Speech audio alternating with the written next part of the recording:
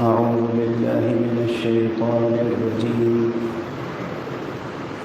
بسم الله الرحمن الرحيم. الحمد لله رب العالمين، والصلاة والسلام على أشرف الخلائق أجمعين،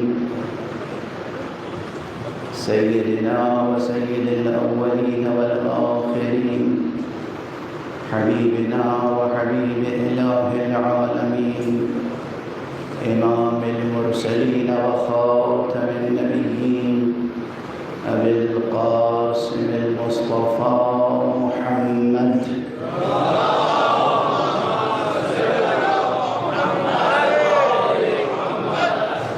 وعلى أهل بيته الطيبين الطاهرين الهداة المهديين المعصومين المظلومين، واللعنة الدائمة على أعداء الحق والدين.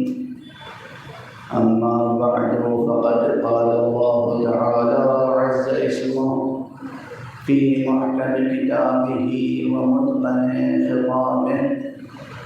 بسم الله الرحمن الرحيم. الله نور السماوات والأرض، صدق الله العلي العظيم.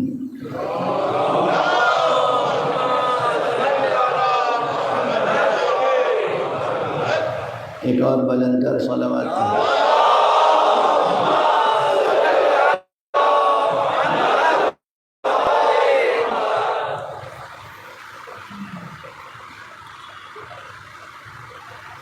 عزیزان انسانی، برادران اسلامی اور مسلمانان حسینی،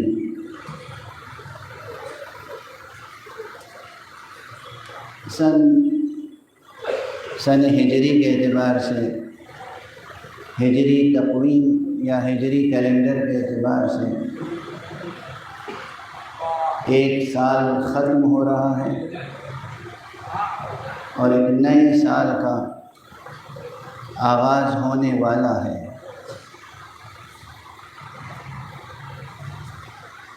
اصلاً سن ہجری یا ہجری کیلنڈر، جب یہ لفظ ہماری سماعتوں تک آتا ہے تو ذہن یقیناً حقیقت ہجرت کی طرف ملتفت ہونا چاہیے۔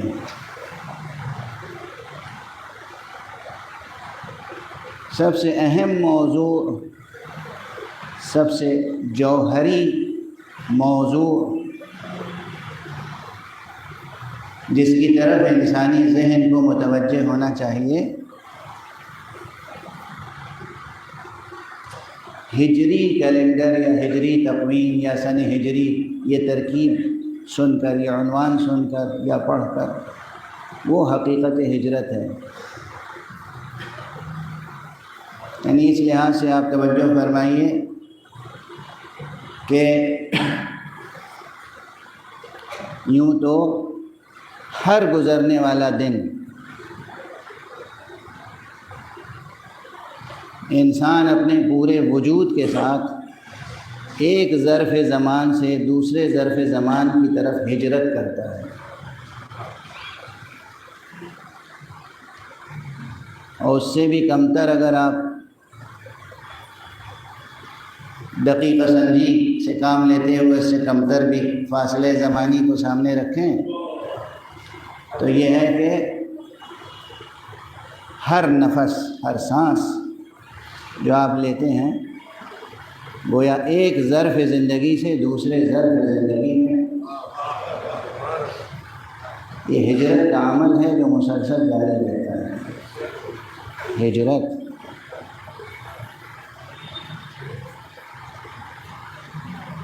مجلس میں ہمارے عزیز القدر، عزیز خاطر، آپ کے امام جمعہ و جماعت جناب حجت الاسلام مولانا سید نجیب الحسن صاحب نے تشریف فرمائے، اور جہاں تک نظر جا رہی ہے اہل فکر و دانش تشریف فرما ہیں، تو یہ عنوان ہے دقیق ضرور۔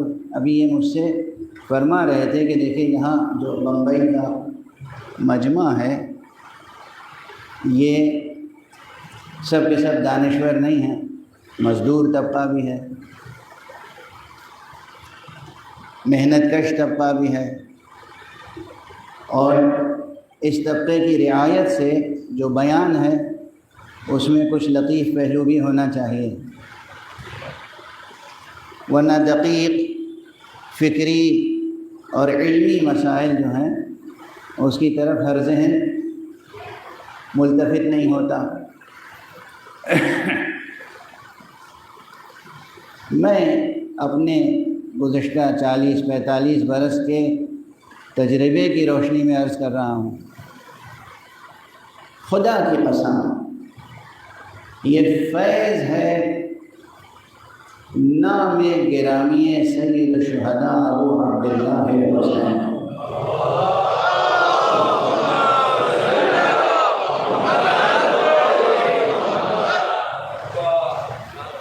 کہ اس منبر سے میں نے دقیق سے دقیق، اس سنجیدہ سے سنجیدہ اور پیچیدہ سے پیچیدہ علمی، فکری اور فلسفیانہ مسائل چھیڑے ہیں،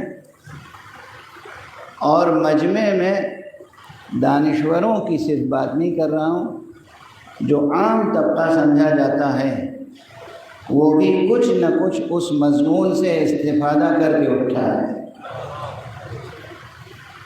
اس میں میرا کوئی کمال نہیں ہے، اس میں اس نسبت کا کمال ہے جو اس منبر کو ذات گرامی ہے حسین سے حاصل ہے۔ یہ جو مجلسیں ہیں یہ تو اب تقریباً ہر شخص کی زبان پر یہ فقرہ آنے لگا ہے کہ عزاداری یا یہ مجلسیں یہ ایک اوپن یونیورسٹی ہے، ایک مدرسہ ہے، ایک درسگاہ ہے، ایک تربیت گاہ ہے، سبھی لوگ کہتے ہیں۔ یہ رسماً نہیں کہی جاتی بات، حقیقت یہ ہے کہ یہاں جو ذہن پروان چڑھتے ہیں وہ دنیا کے کسی مدرسے اور کسی کالج میں وہ ذہن پروان نہیں چڑھ سکتے، اور اس میں نہ کسی خطیب کا کمال ہے نہ کسی شاعر کا، اصل کمال اس نسبت، فیض نسبت ہے جو اس منبر کو حسین علیہ السلام سے حاصل ہے۔ تو اس لیے میں کبھی بھی مایوس نہیں ہوتا اور اعتماد کے ساتھ گفتگو کرتا ہوں کہ یہ حضرات جو مزدور طبقہ ہے، یہ مزدور طبقہ تو اس پورے عالم انسانی کی ریڑھ کی ہڈی یہی مزدور طبقہ ہے، یہی محنت کش طبقہ ہے، تو آپ کی قدر تو سب سے زیادہ ہونی چاہیے، اور کم سے کم اس فقیر کی نگاہ میں ہے۔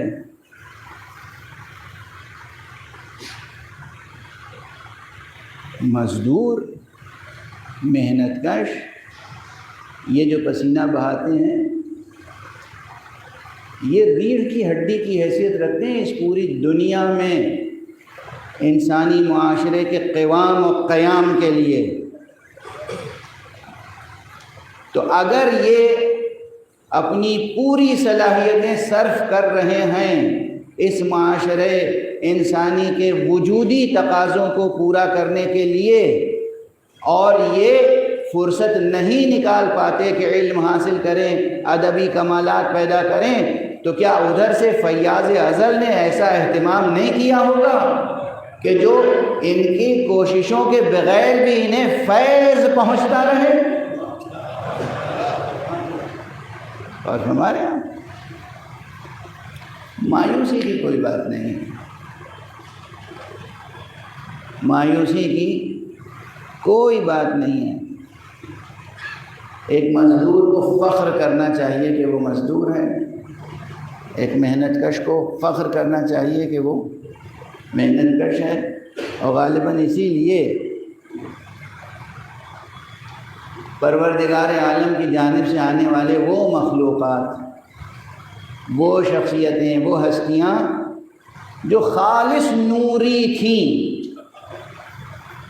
جو فلک نشیں تھے، جو عرش نشیں تھے، جن کا مقام فردوس بری تھا، فردوس اعلیٰ تھا، وہ یہاں تشریف لائے اس خاکنائے دہر میں، اور عموماً انہوں نے اپنا طرز زندگی وہ اختیار کیا جو ایک محنت کش مزدور کا طرز زندگی تھا۔ ورنہ کیا ائمہ اہل بیت علیہم الصلاۃ والسلام کے لیے ایک صلوات پڑھ دیجیے محمد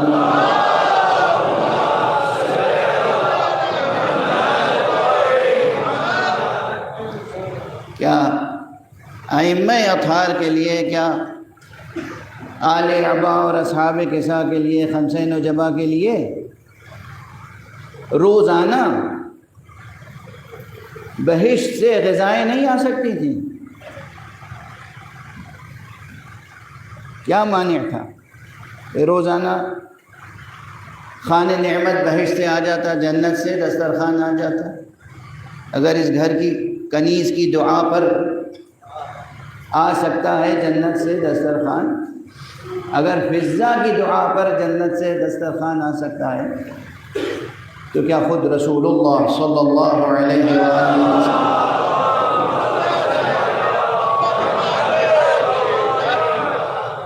اور حضرت امیر المؤمنین امام المتقین مولا الموحدین علی بن ابی طالب علیہ السلام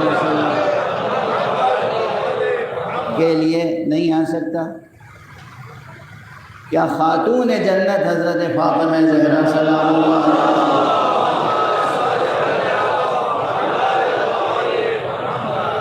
کے لیے روزانہ نہیں آ سکتا؟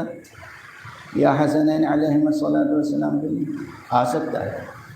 لیکن یہ حکمت الہیہ ہے، اور یہ ان کا ایثار و قربانی کہ وہ طرز زندگی اختیار کیا، وہ اسلوب زندگی اختیار کیا، وہ طریقہ زندگی اختیار کیا، جینے کا وہ طریقہ اپنایا کہ جو عموماً محنت کش مزدوروں کا طرز زندگی ہوتا ہے۔ غور فرمائیے گا اس پر، اور سجدہ شکر کیجیے گا اس رب کے لیے جس نے محنت کش مزدوروں کو یہ عظمت دی ہے۔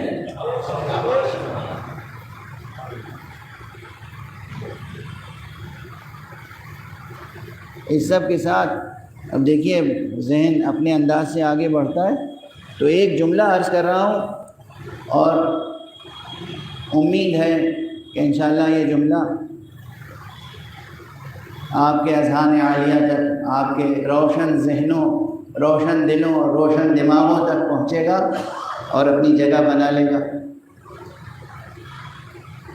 ہمارے جوان، ہمارے مرد، ہماری عورتیں بہت محنت کرتے ہیں یہ لوگ، مگر پھر بھی دست عدد جوڑ کے عرض کر رہا ہوں، یاد رکھیے گا، ابھی بھی اس قوم کو بحیثیت قوم سرفراز ہونے کے لیے اقوام عالم کے درمیان میں جتنی اور جیسی محنت کرنی چاہیے اس کی کمی ہے۔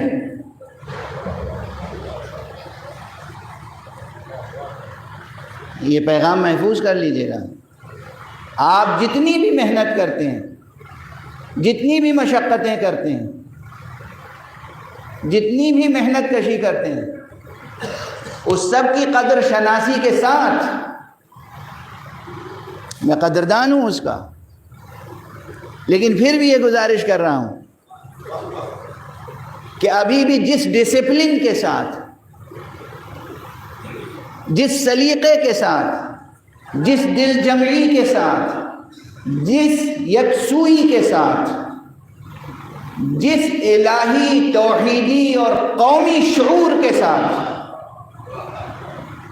شاید کوئی اور ہوتا تو یہاں الہی استعمال نہ کرتا، لیکن الہی حکمتیں ہیں، جس شعور کے ساتھ، جس دل جمعی کے ساتھ محنت کرنی چاہیے، ابھی اس میں بہت کمیاں ہیں، بہت کمیاں ہیں۔ میں پھر عرض کر رہا ہوں، دل شکنی نہ ہو، خاطر شکنی نہ ہو، دل نہ ٹوٹیں آپ کے. میں نے عرض کیا آپ کی محنتوں کا قدر شناس ہوں، قدر ہے مجھے، لیکن پھر بھی عرض کر رہا ہوں کہ کچھ اور محنت کی ضرورت ہے، اور محنت کی ضرورت ہے. اور وہ بھی ایک جملہ کہہ دوں بس سربستہ، اور پھر آگے بڑھ جاؤں تاکہ جو پہلے جملے میں موضوع شروع کیا تھا کچھ اس کا حق ادا ہو جائے.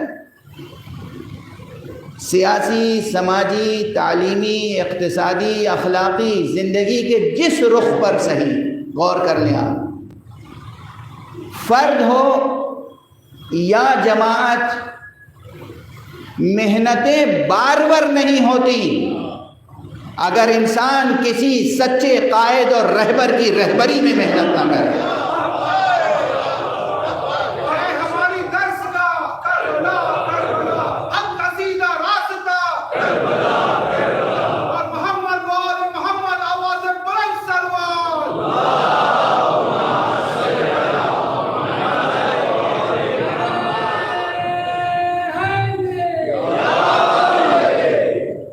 اور ہمارے کوئی کتنی ہی محنت کر لے، چاہے وہ علمی میدان زندگی ہو، چاہے وہ عملی میدان زندگی ہو، اور عملی میدان زندگی میں بھی وہ سماجی ہو، اخلاقی ہو، اقتصادی ہو، سیاسی ہو یا دینی اور مذہبی ہو، کوئی بھی میدان ہو، کوئی عام فرد یا افراد کا مجموعہ، کوئی معاشرہ، کوئی کمیونٹی، کوئی سوسائٹی، کوئی قوم، اس وقت تک اس کی محنتیں بارور نہیں ہوتی جب تک کہ کسی ذمہ دار قائد اور رہبر کی رہبری میں وہ محنت انجام نہ دی جائے.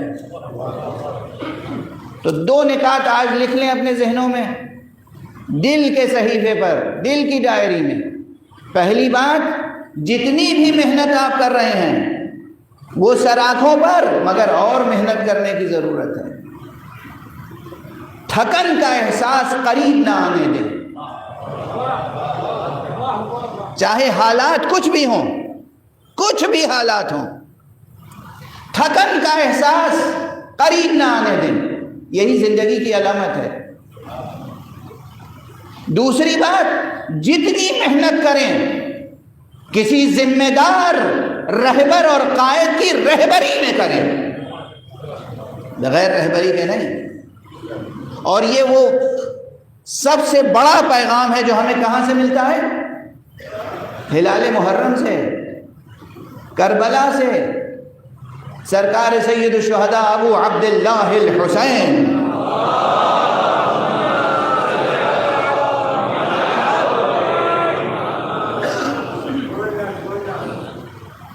کربلا حق و باطل کی جنگ ہے.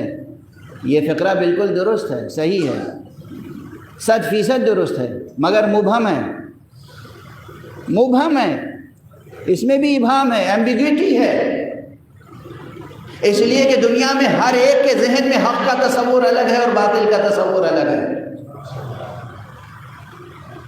کمیونسٹ خود کو حق پر سمجھتا ہے، کیپٹلسٹ کو باطل پر سمجھتا ہے. کیپٹلسٹ خود کو حق پر سمجھتا ہے، کمیونسٹ کو باطل پہ سمجھتا ہے. اور ہمارے یہاں اور ان کے اپنے اپنے آرگومنٹس ہیں، اپنے اپنے دلائل ہیں. اور اسی طرح دنیا میں ہر دو فرد خود کو حق پر سمجھتا ہے، دوسرے کو باطل پہ سمجھتا ہے. اور اسی طرح زندگی کی ہنگامہ آرائیاں برپا ہیں. کربلا حق اور باطل کی جنگ تھی بلا شک، بلا شبہ، مگر یہ عنوان تنہا ایک ابہام بھی رکھتا ہے. جتنا روشن ہے اتنا ہی مبہم ہے. اصل یہ ہے کہ حق اور باطل کا فیصلہ کن عنصر، فیصلہ کن جوہر، فیصلہ کن نقطہ، فیصلہ کن عنوان کیا تھا؟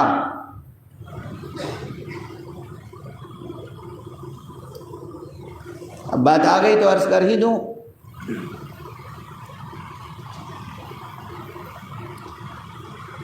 دو فوجیں مقابل میں تھی نا کربلا میں. ایک چھوٹی سی فوج تھی، چھوٹا سا لشکر، جسے لشکر یا فوج کہنا بھی شاید لغوی اعتبار سے اشکال رکھتا ہو، حالانکہ وہ فوج اپنی قلت کے باوجود اس کائنات کی عظیم ترین فوج تھی۔ وہ لشکر اپنی کمی کے باوجود کائنات کا عظیم ترین لشکر تھا۔ یہ شاعرانہ مبالغہ نہیں ہے۔ آپ کہیے گا کہ آپ کیوں کہہ رہے ہیں عظیم ترین، تو اس کا حکیمانہ اور استدلالی جواب بھی عرض کر سکتا ہوں، بالکل معروضی، آبجیکٹیو، تاریخ کے آئینے میں عرض کر سکتا ہوں کہ میں اسے کیوں عظیم ترین عرض کر رہا ہوں سب سے کم ہونے کے باوجود۔ دوسری طرف ایک بہت بڑا لشکر تھا بظاہر، اور دستے ادب جوڑ کے عرض کر رہا ہوں، صحیح اسپرٹ میں سماعت فرمائیے گا۔ بظاہر اس بڑے لشکر میں بھی بہت سے حفاظ قرآن موجود تھے، جانتے ہیں آپ، نماز پڑھنے والے ادھر بھی تھے موجود، روزہ رکھنے والے ادھر بھی تھے موجود، کلمہ لا الہ الا اللہ کہنے والے بھی موجود تھے ادھر۔ تو پھر فیصلہ کیسے ہوگا کہ حق ادھر تھا یا ادھر؟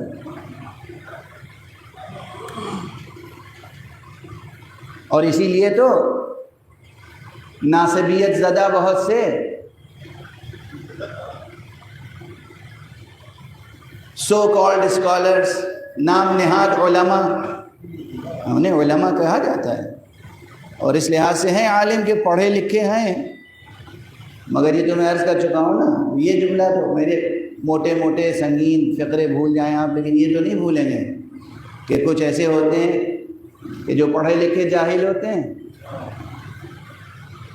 اور جاہلوں کی صف میں یہ بھی گزشتہ عشرے میں یہی عرض کر چکا ہوں کہ کچھ ہوتے ہیں سادہ جاہل، کچھ ہوتے ہیں جاہل مرکب، کچھ ہوتے ہیں جاہل مکعب، یعنی جاہل اسکوائر اور جاہل ٹو دی پاور کیوب، اور ان کو آپ اور سادہ زبان میں کہہ لیجئے تو اب ظاہر ہے یہ لفظیں جو ہیں یہ غیر فصیح نہیں ہیں، مبتذل نہیں ہیں، گری پڑی لفظیں نہیں ہیں، مگر دیہاتوں میں استعمال ہوتی ہیں، شہروں میں اب کم استعمال ہوتی ہیں، لیکن شرفا کے گھرانوں میں بھی استعمال ہوتی ہیں، جسے میں کہتا ہوں کہ کچھ ایسے جاہل ہیں جنہیں جڑیلا جاہل کہا جا سکتا ہے، کہ کسی بھی چیز سے ان کی جہالت نہیں کٹتی۔ وہ آج بھی اسی اعتبار سے کربلا کی جنگ کو حق و باطل کی جنگ کہنے میں تأمل کرتے ہیں، تردد کرتے ہیں، شکوک پیدا کرتے ہیں، شبہے پیدا کرتے ہیں کہ صاحب ادھر بھی اصحاب رسول تھے، ادھر بھی کچھ اصحاب رسول تھے، ادھر بھی نماز پڑھنے والے تھے، ادھر بھی نماز پڑھنے والے تھے، ادھر بھی روزہ رکھنے والے تھے، ادھر بھی روزہ رکھنے والے تھے، ادھر بھی حاجی تھے، ادھر بھی حاجی تھے، ادھر بھی قرآن کے حافظ تھے، ادھر بھی قرآن کے حافظ تھے۔ تو اب اس بات کو تسلیم کیجئے کہ اگر تھے تو پھر حق اور باطل کا معیار کیا ٹھہرا؟ کلمہ لا الہ الا اللہ کہنا حق و باطل کا معیار نہیں قرار پائے گا، کلمہ محمد رسول اللہ کہنا بھی حق و باطل کا معیار قرار نہیں پائے گا، نماز پڑھنا حق و باطل کا معیار قرار نہیں پائے گا، روزہ رکھنا، حج کرنا اور حفظ قرآن کرنا بھی حق و باطل کا معیار قرار نہیں پائے گا۔ دیکھنا یہ ہوگا کہ کون سی جماعت کس رہبر کے ساتھ کھڑی ہوئی ہے۔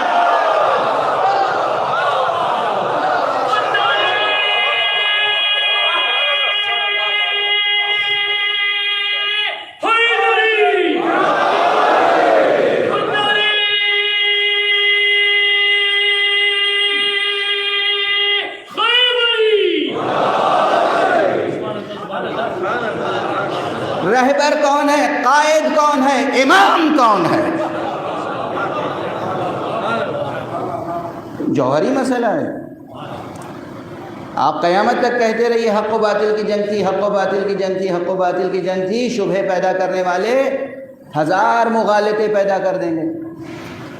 مغالطہ پیدا کرنا بھی تو ہنر ہے، بعض حضرات شاید منطق اسی لیے پڑھتے ہیں تاکہ مغالطے پیدا کر سکیں، نہیں، حق و باطل کی جنگ تھی، کسی شبہ کی گنجائش نہیں ہے، مگر فیصلہ کس بنیاد پر ہوگا؟ کلمہ لا الہ الا اللہ سن کر نہیں ہوگا فیصلہ، تکبیر سن کر بھی فیصلہ نہیں ہوگا،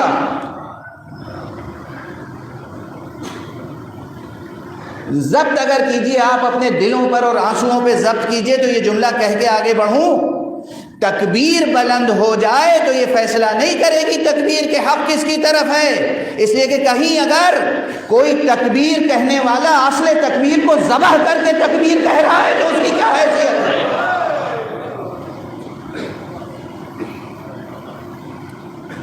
حسین شہید ہو رہے ہیں اور قتل کرنے والا تکبیر کہے تو تکبیر کا نعرہ کیا حق و باطل کا فیصلہ کرے گا؟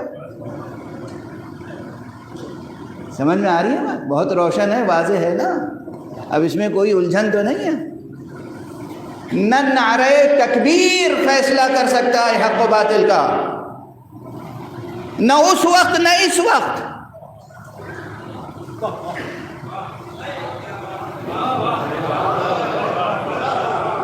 نہ اس وقت نہ اس وقت۔ آج دنیا میں داعشی معصوموں کو ذبح کرتے ہیں اور تکبیر کہتے ہیں، کیا یہ تکبیر حق و باطل کا فیصلہ کرے گی؟ نعرہ تکبیر بلند کرنے والا کیا حق پر تسلیم کیا جائے گا؟ واضح ہے، نواسے رسول کو اس وقت ذبح کر رہے ہیں اور نعرہ تکبیر بلند کر رہے ہیں۔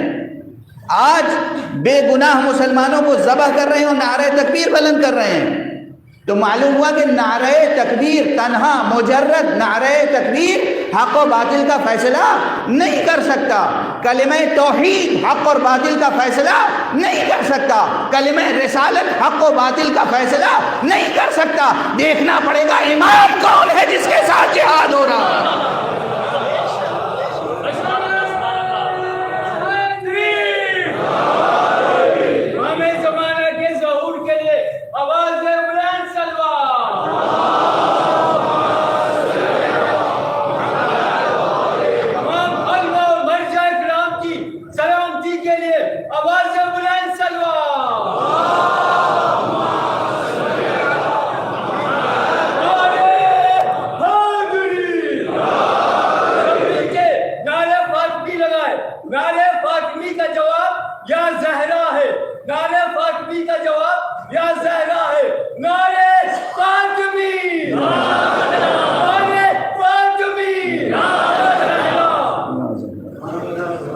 بہرحال گفتگو آج پہلی اور تمہیدی منزل میں ہے، تو یہاں تک تو یہ بات اس لیے آ گئی کہ میں عرض کر رہا تھا کہ آپ کی محنتوں کی قدر کرتا ہوں، آپ کی مزدوریوں کی قدر کرتا ہوں۔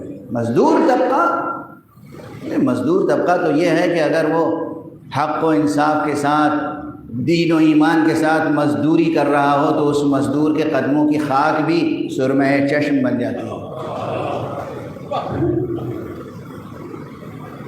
ملعون ہیں وہ جو مزدور طبقے کو حقارت کی نگاہ سے دیکھتے ہیں، ملعون ہیں وہ، خدا کی لعنتیں ہیں ان پر جو مزدور طبقے کو، محنت کش طبقے کو کمتر سمجھتے ہیں، حقیر سمجھتے ہیں، معمولی سمجھتے ہیں۔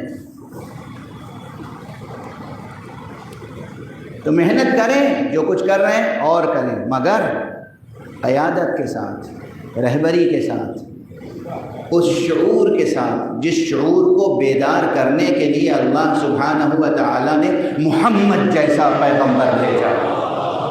ایک صلوات پڑھ دیں محمد۔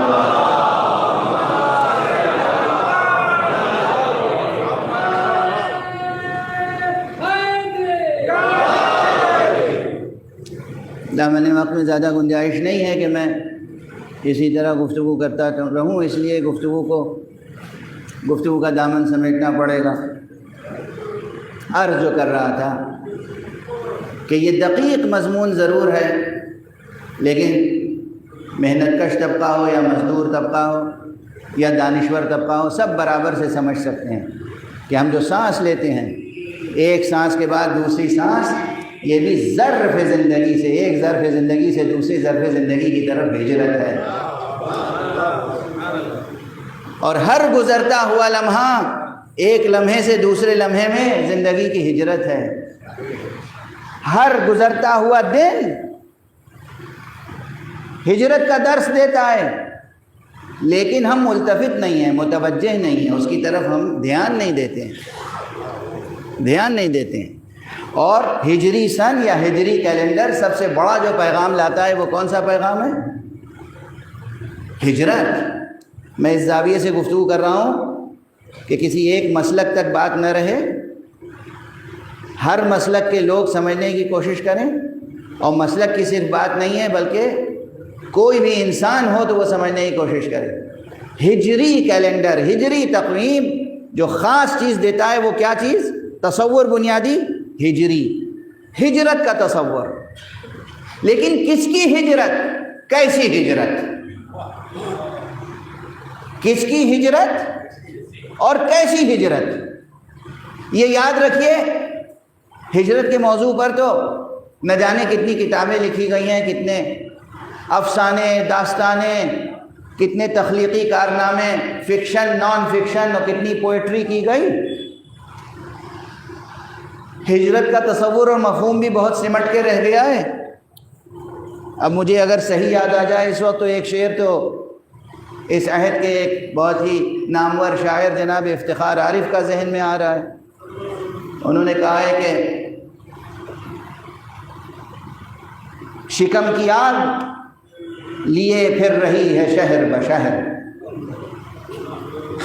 شکم کی آگ لیے پھر رہی ہے شہر بشہر، سگے زمانہ ہیں ہم کیا، ہماری ہجرت کیا.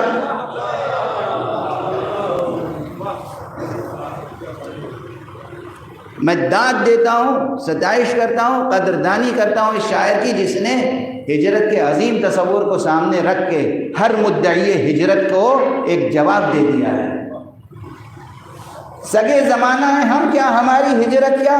روزی روٹی کے لیے یہ ملک چھوڑ کے اس ملک چلے گئے، یہ شہر چھوڑ کے اس شہر چلے گئے، اور کسی اور مفاد کے لیے، دنیاوی فائدوں کے لیے یہاں سے اٹھ کے وہاں چلے گئے. اسے ہجرت کہتے ہیں؟ اصل ہجرت یہ ہے کفر چھوڑ کے ایمان کی طرف آنا.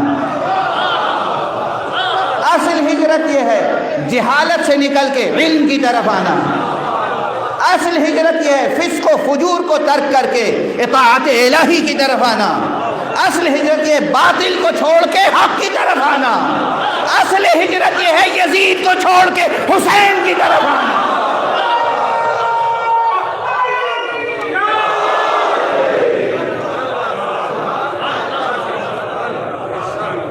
ہندوستان سے لندن چلا جانا ہجرت نہیں ہے. ہندوستان سے امریکہ چلا جانا، آسٹریلیا چلا جانا ہجرت نہیں ہے.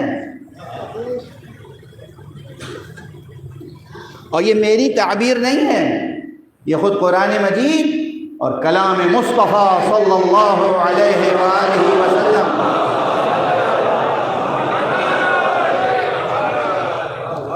کی روشنی میں عرض کر رہا ہوں. ہجرت کا تصور ایک بڑا عظیم تصور ہے. میں آپ حضرات کے اذہان عالیہ کو متوجہ کرنا چاہتا ہوں کہ دیکھیے، بعض بہت عظیم عناوین، عظیم topics, great topics, great titles, بہت عظیم مفاہیم، تھاٹس، ان کو سیاستوں نے پامال کر دیا. شہادت کیا عظیم تصور ہے. سیاسی حضرات لفظ شہادت کا کتنا بے جا استعمال کرتے ہیں. جہاد کتنا عظیم تصور ہے، سیاسی افراد اس کا کیسا کیسا استعمال کرتے ہیں. اسی طرح ہجرت ایک عظیم تصور ہے، لیکن سیاسی اور سطحی سماجی شعور رکھنے والوں نے اس کا اتنا بے جا استعمال کیا کہ ہجرت کا وہ عظیم مفہوم گم ہو کے رہ گیا. یہ سب بڑے عظیم مفاہیم ہیں، عظیم، اور خدا کی قسم ان کی عظمتیں اگر باقی رہیں گی، چاہے تصور جہاد ہو، تصور شہادت ہو یا تصور ہجرت، یہ زندگی کے وہ عظیم تصورات ہیں جن کی عظمتیں آج دنیا کے کسی مکتب یا کسی یونیورسٹی میں محفوظ نہیں ہیں. محفوظ ہیں تو درسگاہ حسینی میں محفوظ ہیں.